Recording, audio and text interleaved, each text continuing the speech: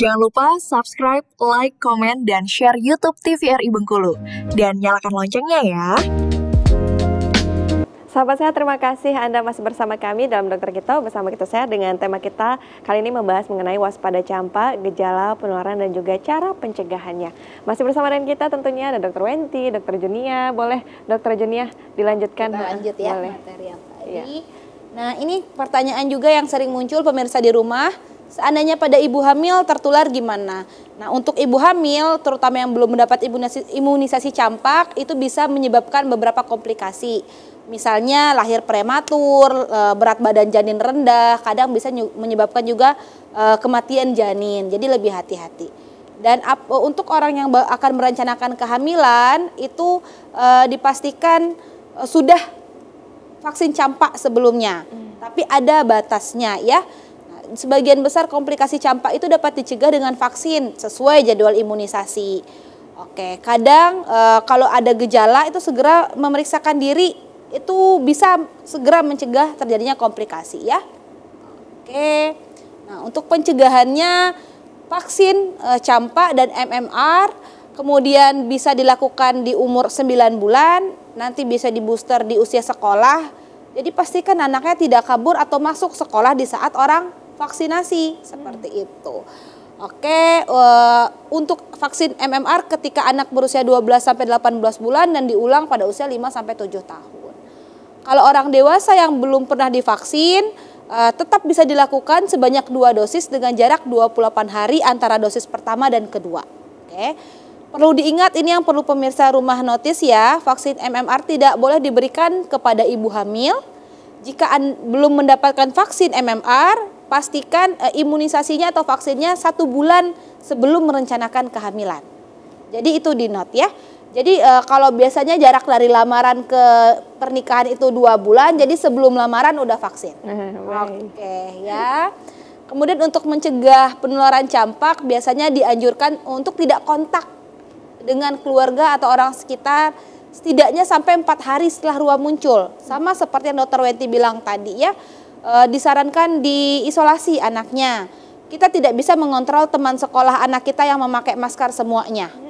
Jadi anak kita yang dikontrol. Kalau gurunya, harusnya guru mengerti kalau anaknya harus istirahatkan. Biasanya kalau dibawa ke vaskes nanti diberikan surat istirahat. Seperti itu. Tidak berbagi peralatan makan dan perlengkapan mandi, rutin mencuci tangan baik pasien maupun yang merawat.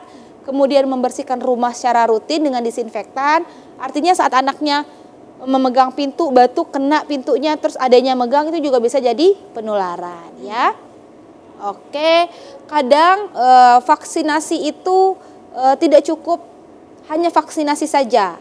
Tetap kita harus menjaga pola hidup yang sehat, rutin mencuci tangan, kemudian menggunakan etika batuk dan bersin yang benar.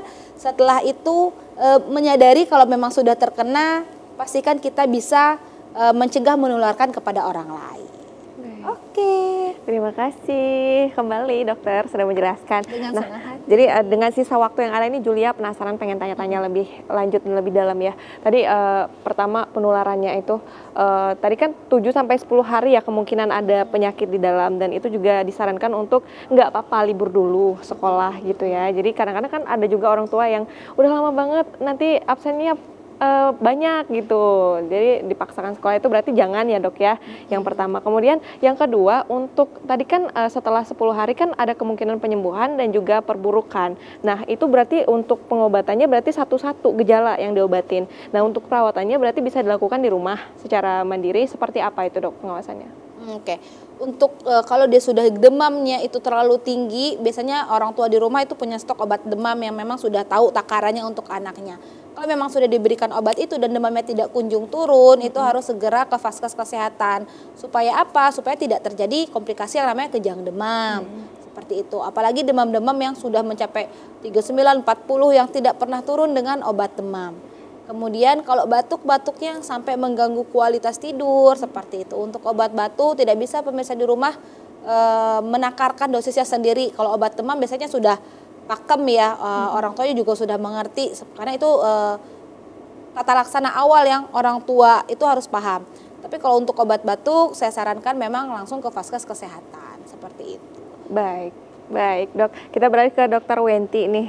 Dok, kalau di Vaskes pertama itu misalnya ada orang dewasa gitu ya, kemudian yang aware terhadap dirinya sendiri supaya kemudian tidak atau terhindar gitu ya dari penyakit campak, kemudian ingin mengajukan diri untuk melakukan vaksin begitu. Nah, ini apakah mudah juga mendapatkannya di puskesmas, langsung gratis atau seperti apa dok?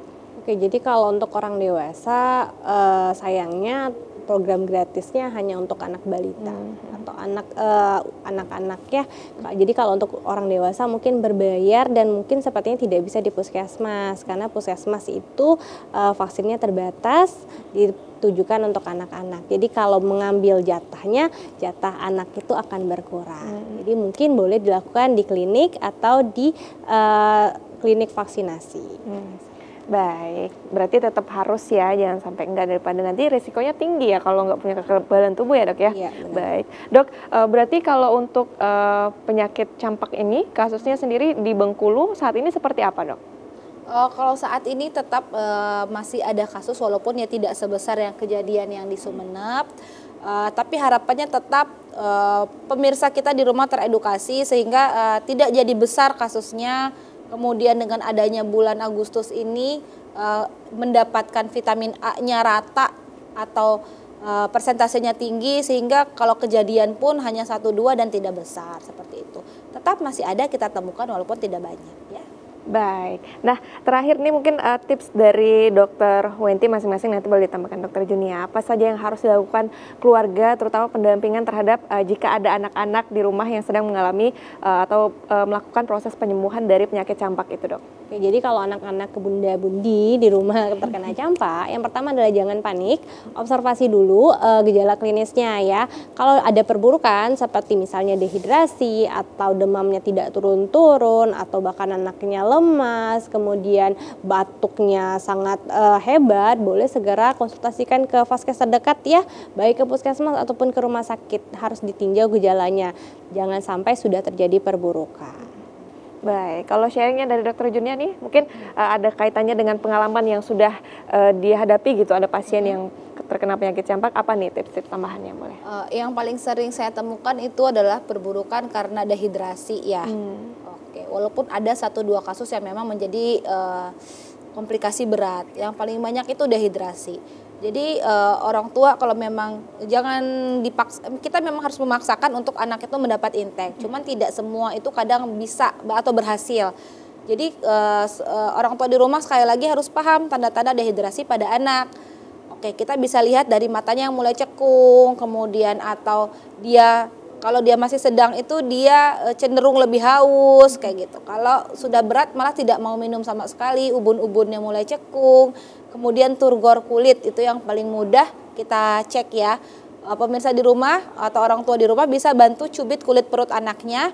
Kemudian beberapa detik kemudian dilepas, kalau dia balik segera itu artinya turgornya masih baik. Tapi kalau baliknya lama kayak kulit orang tua yang lama baliknya kembali normal itu turgornya sudah menurun. Artinya segeralah ke vaskes supaya bisa mendapat intake cairan via intravena atau dikenalnya di infus ya. Baik. Tapi kalau sudah sangat berat biasanya di infus pun jangan kaget. Ini kok nggak pandai ya nusuknya karena memang susah untuk apalagi di anak yang sudah dehidrasi berat. Baik, terima kasih dokter Junia, terima kasih juga dokter Wenti atas informasi dan juga edukasinya. Pemirsa itu tadi ya, semoga bisa menambah wawasan kita untuk bisa menjaga kesehatan kita dan juga lingkungan terutama keluarga kita. Akhirnya pemirsa, saya Julia Hartanti mewakili seluruh kerabat kerja yang bertugas, sampai undur diri, sampai jumpa. Tetap saksikan terus dokter kita setiap hari Senin sampai Jumat hanya di TVRI Bengkulu.